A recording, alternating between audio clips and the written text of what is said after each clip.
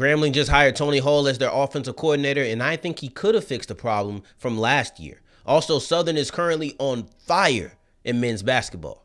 Oh yeah, it's Locked on HBCU. Play my music. You are Locked on HBCU, your daily podcast covering HBCU sports. Part of the Locked On Podcast Network, your team every day.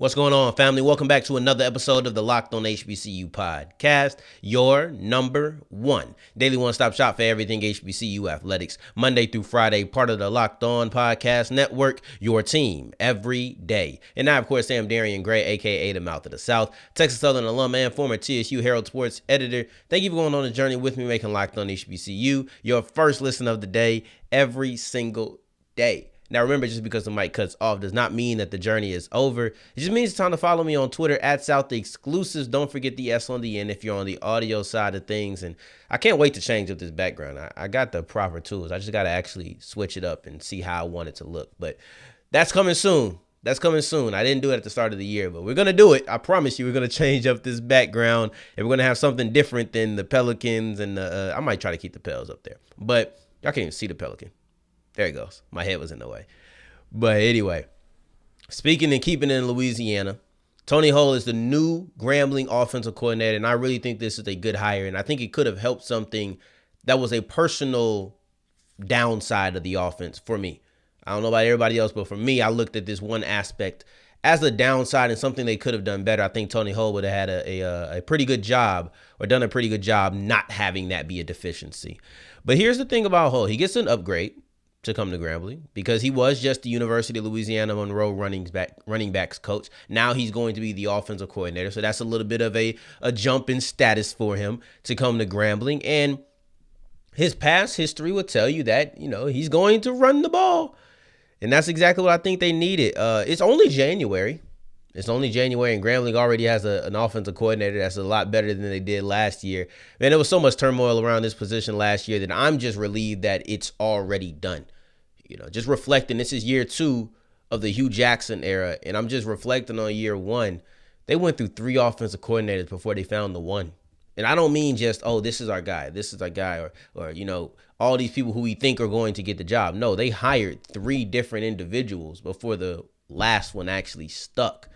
One got another job. One had to resign before he even really started. And they didn't even have an offensive coordinator until spring ball.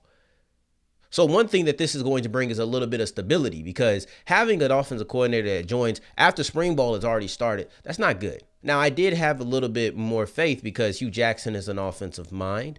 This isn't like the Patriots where you have a defensive coordinator being your offensive coordinator.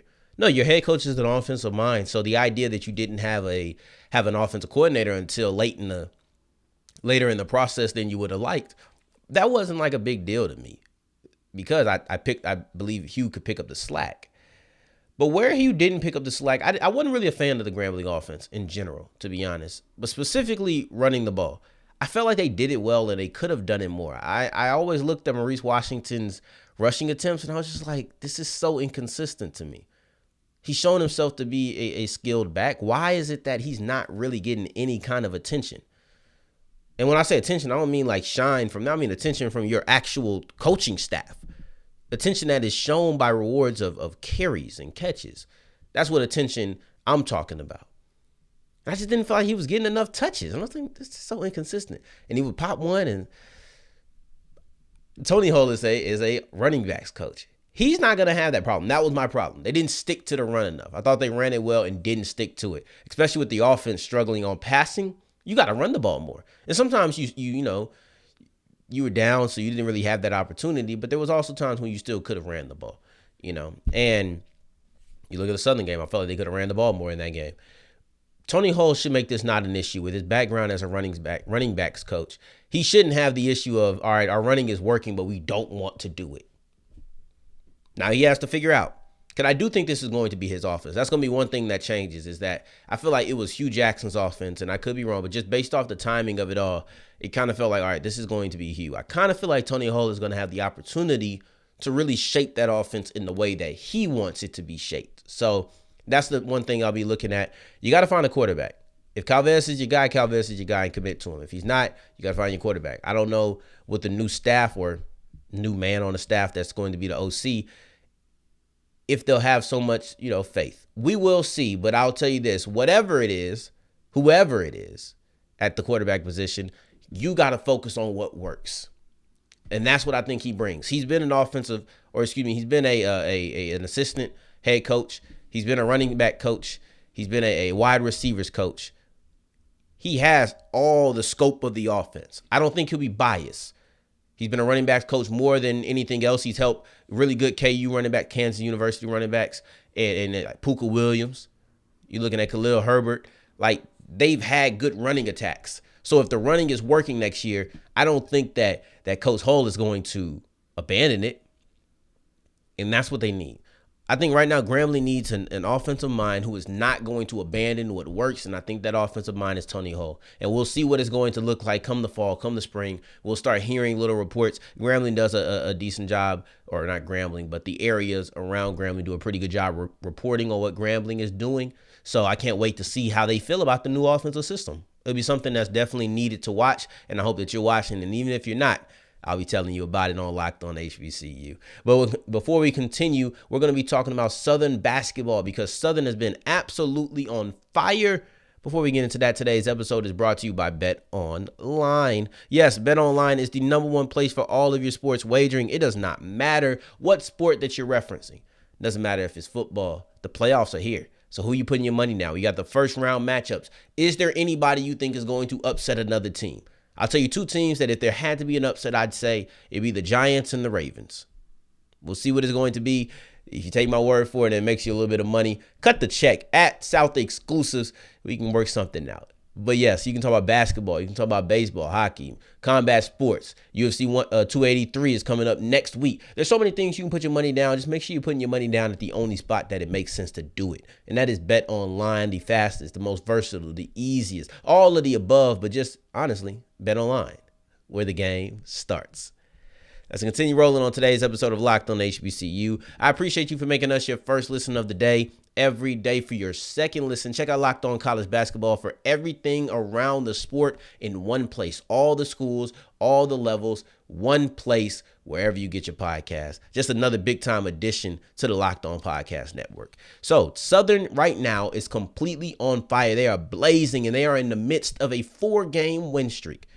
4 games, and they're one of only 2 undefeated teams, both them and Jackson State, Jackson State is really a surprise. So they've done better than I thought. But this isn't about JSU right now. This is just about SU. This is about Southern University, them Jaguars. And they're on a 4-game winning streak, one of only 2 undefeated teams in the SWAC. And they just came off an absolute shellacking, right? Shout out to my guy Ross. An absolute shellacking of Bethune Cookman. They beat this team 102-75. And that's a 27-point margin of victory. Now, this does 2 things. One, man, this has been a really 2 things week. I think every single episode I've had at least one topic where I said that it means 2 things. TSU. Let's see. I don't want to think about it right now. JSU. This is my 4th episode of the week, something like that. Anyway, we had a lot of this means 2 things on the show. And it's got to continue with Southern today. But one, they're the first team to score 100 points in conference play. Other teams have done it before conference season started. So they did it in 2022, technically, right? The calendar year. But Southern is the first team to do it in 2023 as a part of SWAC play. They did that against Bethune Cookman. And then 27 points is the largest margin of victory in conference play this year. Well, let's fast forward. Right before they played Bethune Cookman, they beat Grambling. They beat FAMU. I wouldn't say this is a shellacking, but it was short beating. They beat FAMU by 18. That's the second largest margin of victory. So they've been dominating. And you look at it, before they went crazy on Florida games, on the Florida teams, even before that, they were shooting very well from the three. It's something that they love to do. Now, against Bethune, it was like 15 for 29. So it was an extra emphasis placed on it. They were really feeling it that day. But overall, they do like to shoot the three. That's a heavy part of their offense. And you look at it, Tyrone Lyons, he's shooting 42%. Bryson Etienne, he's shooting 42%. Those are the two top scorers on their team. You look at Brian Whitley, he attempts the most, and he makes 33%. So, like, this is a team, those are the top three scorers also. This is a team that shoots the three frequently. They make it frequently. And no one takes more. No one shoots more. Or, excuse me, no one makes more. They're second in percentage, so they're still high. It's not like they're just chunking up a bunch. Last year, we looked at Coppin State, I believe. And Coppin State lived and died by the three. But the percentage would tell you that they die just as often as they live, if not more. So, with Southern, you're looking at a team that's second in the conference in percentage. So they shoot the three very well, and they take them and make them more. So they're averaging about 8 threes a game. They're averaging about 8.7, so almost 9 threes a game. This is a heavy part of their offense. It's why they're the leading scorers in the SWAC. And their defense isn't phenomenal. It's been good enough. I would say that a lot of times they haven't been in a shootout, but they put up points. You know, they put up a lot of points, and the defense gets by. The defense hasn't allowed 70 points in regulation until this last game against Bethune Cookman, and you beat them by 27. So I'm a little skeptical on how valuable those 75 points that the Wildcats put up are. Like, I don't really know how valuable I think those should be. So that's just kind of how I look for it. Excuse me, I'm sorry. That's the way I kind of look at it. They're fifth in defense, like I said. They're decent. They're good enough. I don't want to say that they're not bad. Like, they're just middle of the pack. But it's when you're looking at the team, it pales in comparison to what the offense is. The offense is the thing that, oh man, you put up 100 points, or you putting up 70 points, or you putting up. Once you got past, and I think this is kind of the argument for people against Southern, because when I said Southern's going to be a problem on Twitter, it's because they was beating the dog crap out of Bethune Cookman. Somebody responded, and I didn't really respond because I didn't know what to say, but they said one that's easily solved. My tweet was, but Southern's going to be a problem. Somebody said one that's easily solved. Now, somebody was asking if they got a quarterback and thought I was talking about football. So I don't know. Maybe that guy thought I was talking about football too. But I think the argument against Southern and you know, maybe feeling like, oh, there shouldn't be so much praise on them already, is that they haven't had the strongest strength of schedule for people. And I understand that. Their combined record of opponents in SWAC play is 3-14. Or excuse me, 3-11. So it's not like their opponents have a great strength of schedule. I get it. If your argument against Southern is strength of schedule, I understand. Because you look at Bethune Cookman, 1 win. FAMU, no wins. TSU, no wins. Prairie View has 2 of the 3 wins, right? So it's not like they've been beating world beaters. I understand that. But I look at it, Texas Southern is not an easy out. And no, this isn't biased. TSU is just a different team when they have Jordan Carl Nicholas. You see the difference. And I know I said that Southern has an emphasis on shooting the three. They only made 7 threes in that game. They only made 7 threes in that game. And then also this was, quick math, I'm trying to say, this is either the least or right at the least amount of points they scored in regulation. That's the only time they haven't scored above 70 in regulation. Them in the TSU game and Prairie View game. Those are the only 2 times. So TSU wasn't an easy out, especially with Jordan Carl Nicholas, where people actually couldn't hit the paint as frequently. They only made 7 threes in that game, and they still didn't have a lot of paint points. And they didn't score a lot either. So that's a tough out against TSU. You go to PV, another tough out. So those are relatively difficult games, but I think the Prairie View game is the one that anybody will give them credit for. So, okay, pass or give them pass on that. Now you get to the Florida squads, and that's when people say it. Like, and that's when the numbers really took off. Even 3-point percentage rises. Everything was better. Everything was significantly better. They look like a completely different team. They look like, oh my gosh. I think that's where the oh my gosh reaction comes from Southern, is because they were able to beat down on FAMU and Bethune Cookman. So I understand how you look at TSU and maybe you don't feel like they're strong out because they've been struggling all year. I respect that. Maybe you look at FAMU and Bethune Cookman and say they ain't really been hot all year. That's not really a tough out. Southern isn't playing anybody. The one game they had, it was close. I completely get that, and I will not argue you. My only rebuttal is you play who's in front of you, And when you played the TSU, to me, TSU and PV are not easy outs. Those are close games. They're not easy outs. But when you look at the Florida teams, those are teams that are struggling you should beat if you're good. But they didn't just beat them, they dominated them, and that's the difference. You only play who's in front of your schedule, but you're not squeaking by the teams you feel like you should beat. If I look at Southern, I look at FAMU, I look at Bethune Cookman, and I look at Southern, I'm going to feel like Southern should win. But it's a difference between winning by 2, 3, winning by a bucket, and winning by 18, 27 points. You dominated these teams. Strength of schedule is less of an argument when you dominate that team. We'll see what they're going to be against Grambling. That's going to be a game that I will definitely have eyes on. It'll be on HBCU Go, if I'm not mistaken. So everybody should check that out. Go to HBCU Go and watch the Southern and Grambling game. This is a game that's going to be really good with coverage that's going to be really good. Make sure you tapped into that. Please do it, because this is an early contestant for game of the year thus far. Like, this is the most hyped game this year, Southern versus Grambling. And not because these two teams are in Louisiana, but because these two teams have been predicted to be pretty good and have shown themselves to be pretty good at the beginning of SWAC play. And as we go forward with the show, I have a little stream of consciousness, a random thought. I might do this more often. Let me know what you think. But it's a random thought about specialists, which are kickers and punters in the HBCU realm. And this is kind of sparked by the fact that FAMU just recruited their top-rated duo in school history. We'll do that as we continue with Locked on HBCU.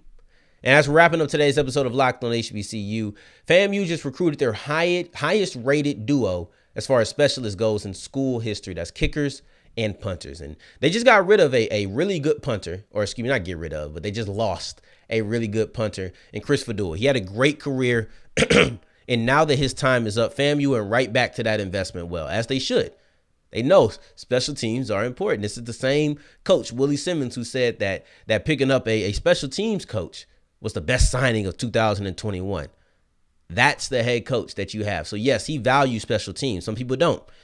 But you just picked up Trey Wilhoit, and he's a punter from Tallahassee area, but he went to Eastern Illinois. And last year, he was a semifinalist for Punter of the Year. First team all OVC. He's had a really good track record.